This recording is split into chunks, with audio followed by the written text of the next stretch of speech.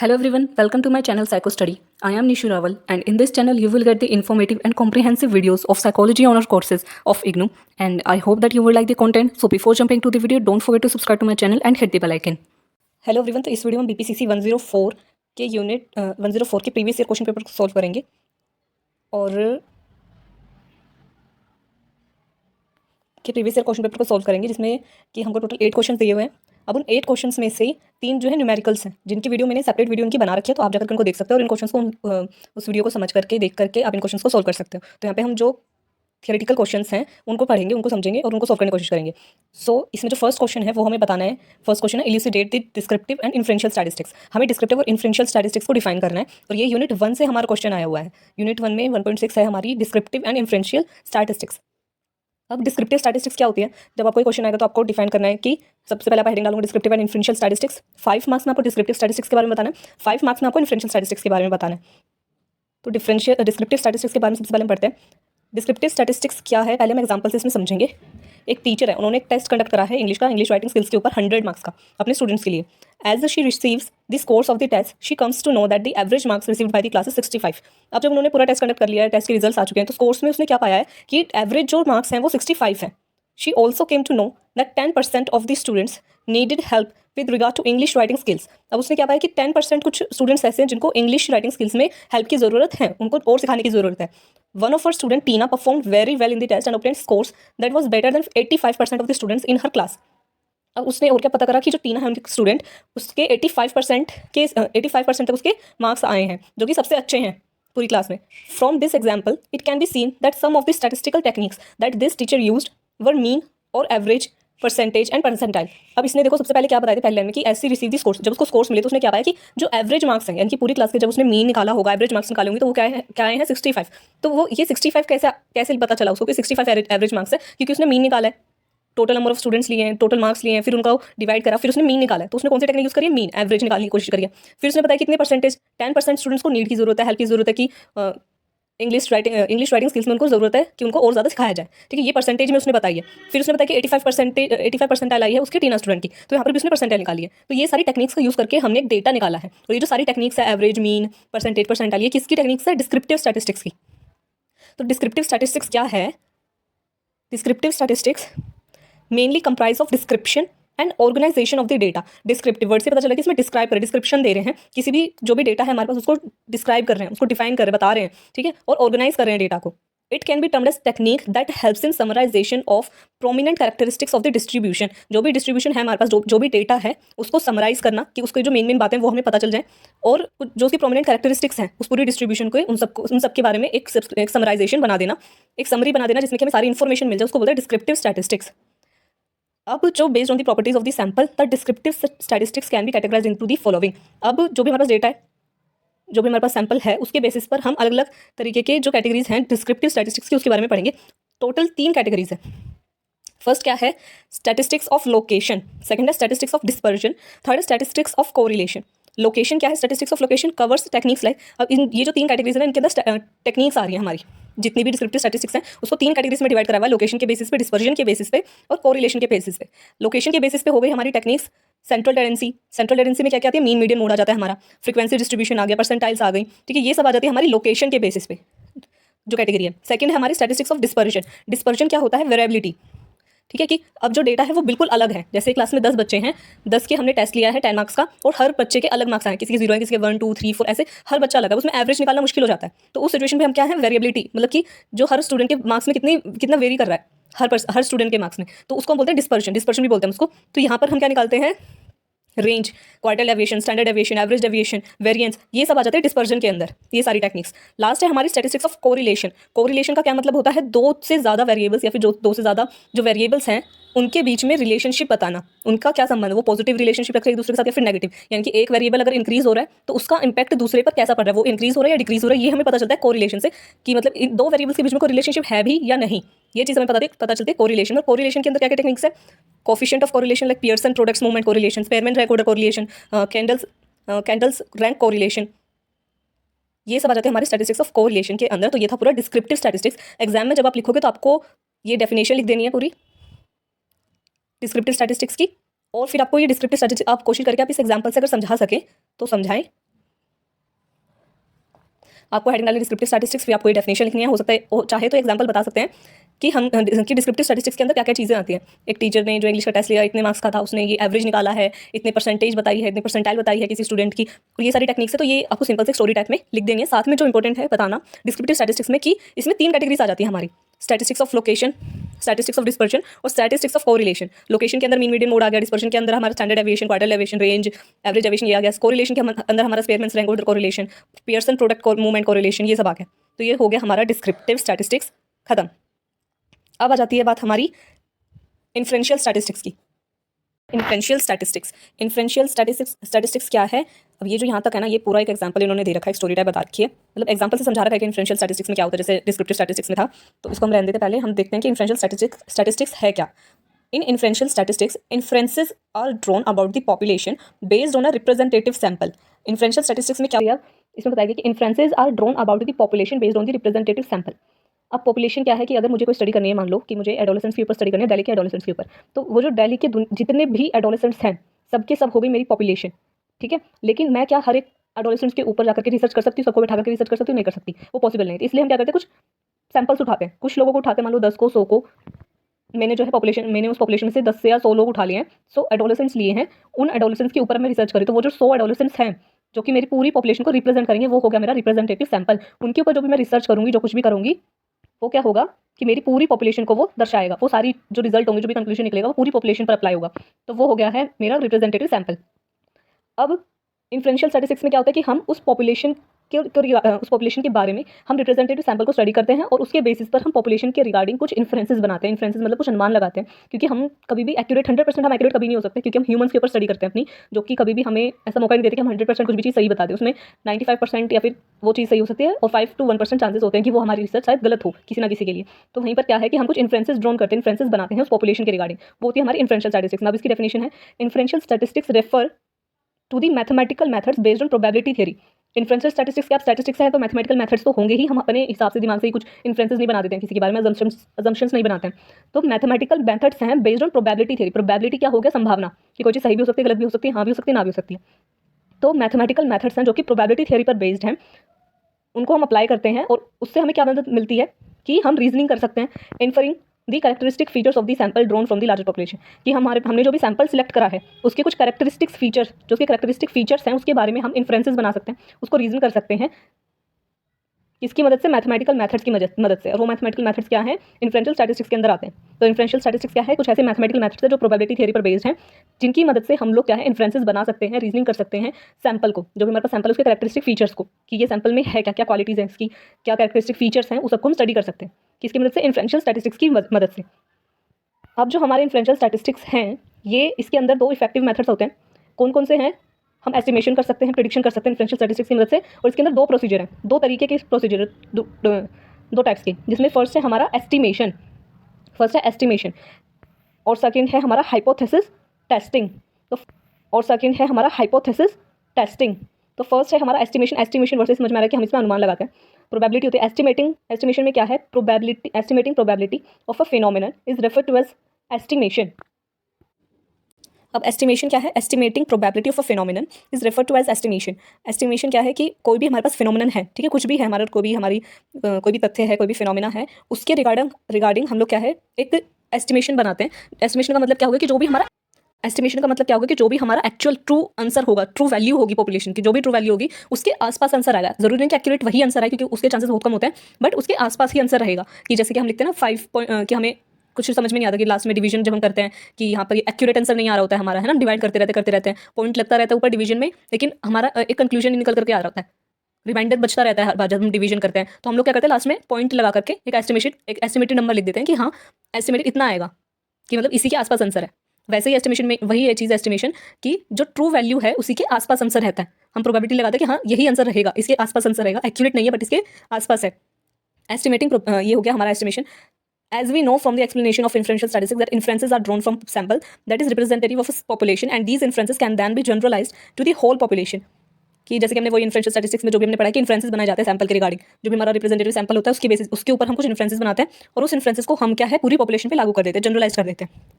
In this inferences, अब inferences में क्या होता है, the researcher will make an estimation that needs to be close to the actual और ट्रू पॉपुलेशन वैल्यू, कि जो भी रिसर्चर होता है वो कुछ एस्टिमेशन बनाता है जो कि एक्चुअल जो पॉपुलेशन होगी, एक्चुअल जो वैल्यू होगी उसके पास रहेगा, उससे दूर नहीं रहेगा कि हाँ भाई आंसर तो हमारा 15 आना चाहिए, हम लिख रहे हैं 100, यहाँ भी हो गया पास, नहीं पास में आंसर होना चाहिए।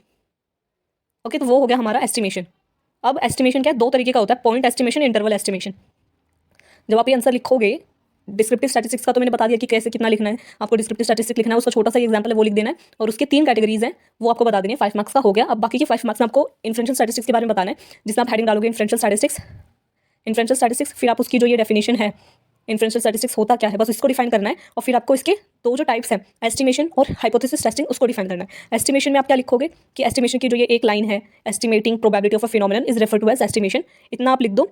फिर उसके बाद ये 2 तरीके के होते हैं, पॉइंट एस्टिमेशन, इंटरवल एस्टिमेशन। नाम से इसका पता चल रहा है पॉइंट एस्टिमेशन क्या है कि जब पॉइंट में वैल्यू आती है हमारी, this is a type of estimation in which the value is a single point, कि जब सिंगल पॉइंट में हम एक्यूरेट वैल्यू लिख दे रहे हैं। For example, the estimation of a sample mean is made as 46.8, ठीक है, कि जो भी वैल्यू आई है हमारी एस्टिमेटेड वैल्यू 46.8, एक्चुअल आंसर हो सकता है कि 47 हो या फिर 46.7 हो या 46.9 हो, ठीक है, कुछ भी हो सकता है, बट हमने एक एस्टिमेटेड वैल्यू, एक सिंगल वैल्यू निकाली है कि 46.8 है, that is expected to be equal to the population mean, जो कि पूरी पॉपुलेशन के मीन के बराबर होगा। ये हमने एस्टिमेटेड बना दिया है अपना, एक इन्फ्रेंसेस हमने बना दी। आपको यहाँ पर बस इतना लिखना है कि पॉइंट एस्टिमेशन में क्या होता है कि इस एक सिंगल वैल्यू निकल करके आती है जो कि पूरी पॉपुलेशन के मीन को हमने जो है उसके बराबर उसको दर्शा दिया है, वो हो गया हमारा पॉइंट एस्टिमेशन। बस इतना आपको समझा देना है इसमें।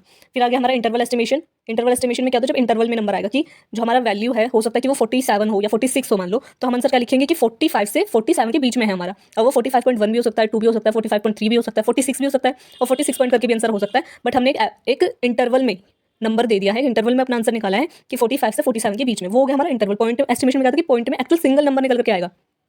An interval estimate is an interval और 2 numbers with in which the population parameter could लाई।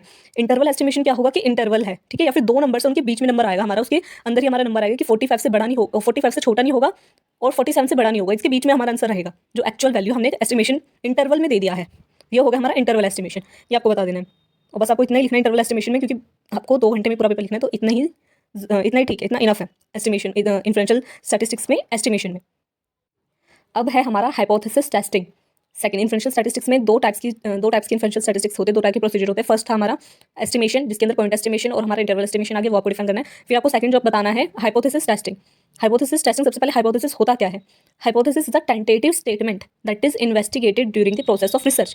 जब भी हम कोई रिसर्च कर रहे होते हैं उस टाइम पर हमें एक टेंटेटिव मीन्स की जो चेंज हो सके, मतलब वो बदल भी सकती है, नहीं भी बदल सकती है, ऐसी एक स्टेटमेंट हमें लिखनी होती है कि हमें अपने आप से एक अनुमान लगाना होता है कि शायद ये जो भी प्रॉब्लम है, जो भी बिहेवियर हो रहा है, ये इस रीजन से हो रहा है।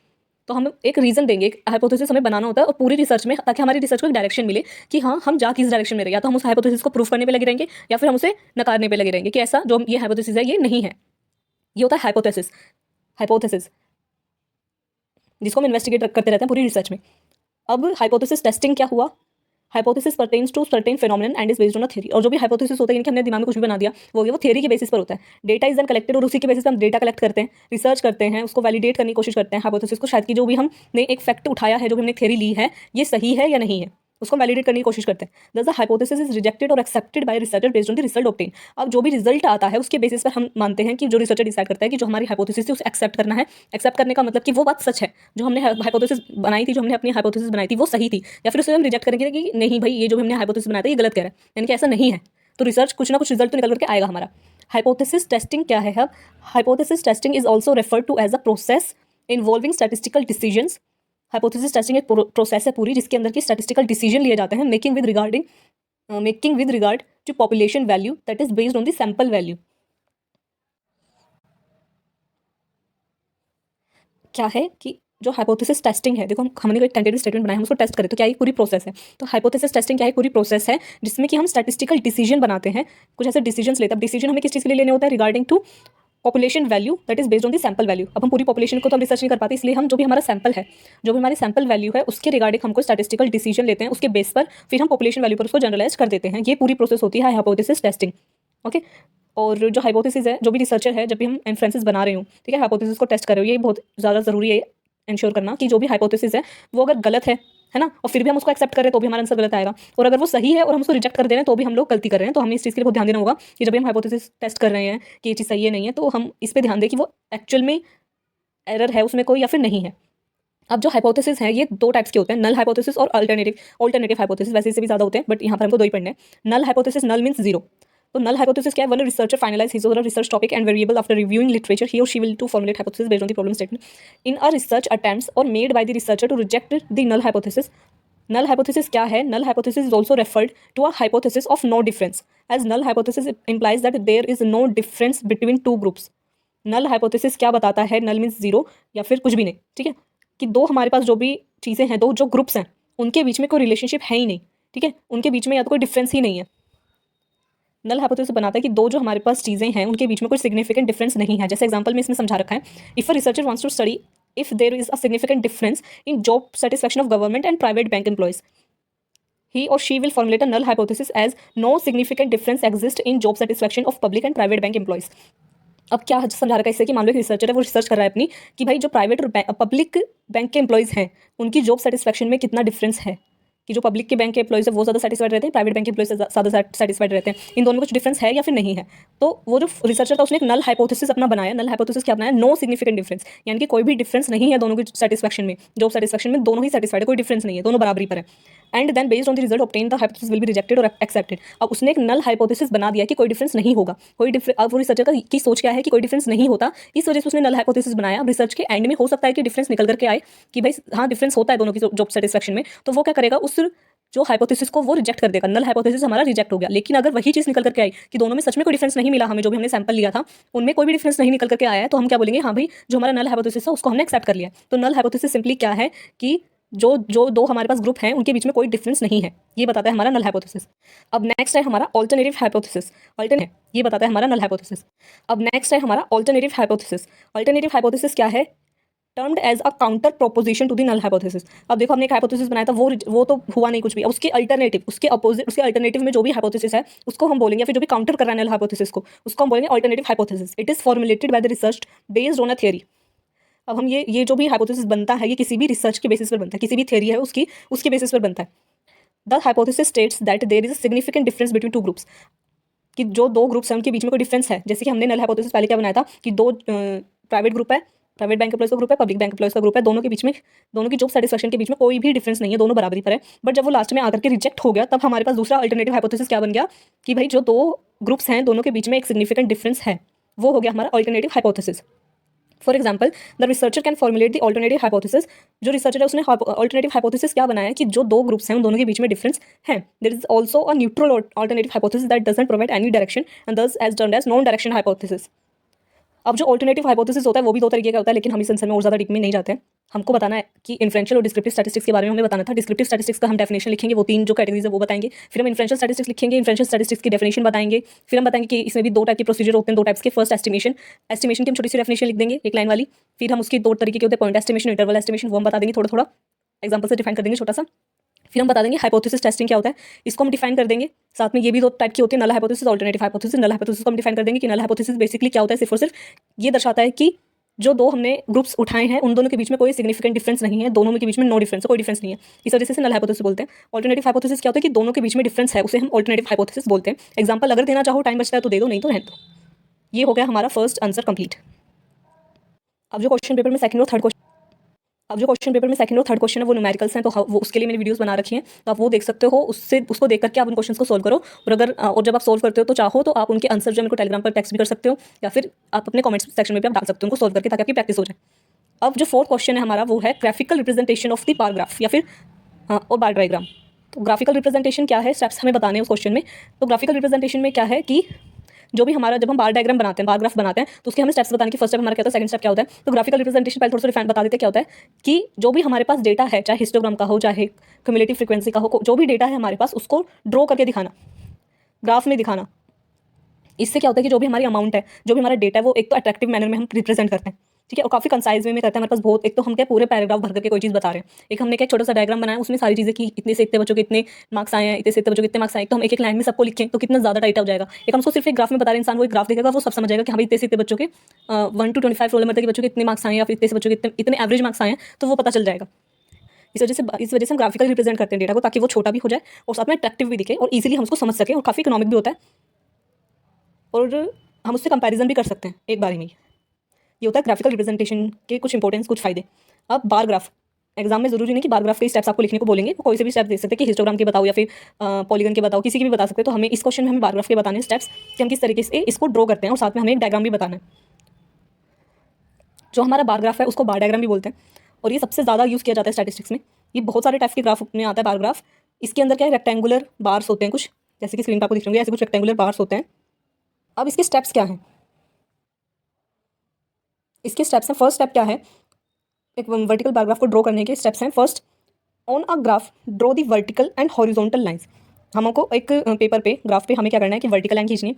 वर्टिकल लाइन जो होती है उसको हम बोलते हैं वाई एक्सिस, और जो हॉरिजॉन्टल लाइन होती है उसको बोलते हैं x axis. These lines should be perpendicular to each other. अब ये नहीं कि एक लाइन हमने इधर, एक लाइन हमने खींच दी है, उसके बाद दूसरी जो लाइन है वो हमने इतनी दूर खींची है, दोनों का आपस में कोई रिलेशन नहीं है, दोनों एक दूसरे परपेंडिकुलर होनी चाहिए और एक दूसरे को इंटरसेक्ट करती हैं, और जिधर इंटरसेक्ट करती है वो होना चाहिए जीरो, दूसरे एक दूसरे को इंटरसेक्ट कर रही है जीरो पर, और एक दूसरे के परपेंडिकुलर होनी चाहिए। जो वर्टिकल होती है उसको वाई एक्सिस बोलते हैं, हॉरिजॉन्टल होती है उसको एक्स एक्सिस बोलते हैं। ये हो गया हमारा फर्स्ट स्टेप।